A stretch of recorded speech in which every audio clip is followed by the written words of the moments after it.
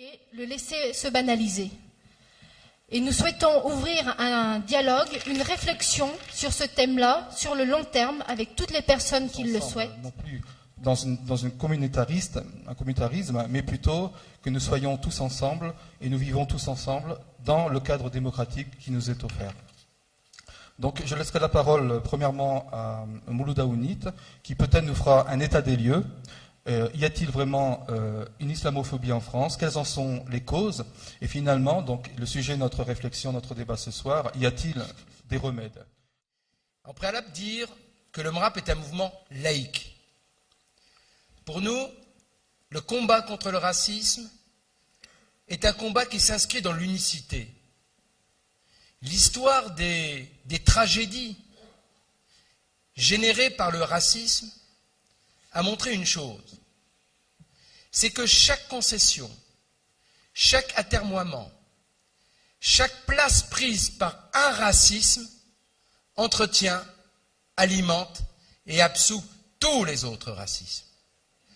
Ce qui veut dire que le combat contre le racisme ne peut pas souffrir d'une quelconque faiblesse, quelles qu'en soient les personnes, quels qu'en soient les lieux et quelles qu'en soient les motivations. Nous sommes aussi de ceux qui disent qu'il est légitime de critiquer les religions, toutes les religions, y compris l'islam, à une condition, c'est qu'il y a une ligne. Ça pourrait être aussi d'origine arabe, mais c'est parce que vous êtes bien un musulman. Donc à ce niveau-là, il y a bien une forme d'islamophobie, en dépit de ce que dit le vice-président de l'Assemblée nationale, M. Barouin, en dépit de ce que dit Claude Imbert, il y a en France aujourd'hui des formes d'expression de la peur, du rejet et de la haine qui touchent les musulmans parce qu'ils sont porteurs d'une croyance et d'une foi.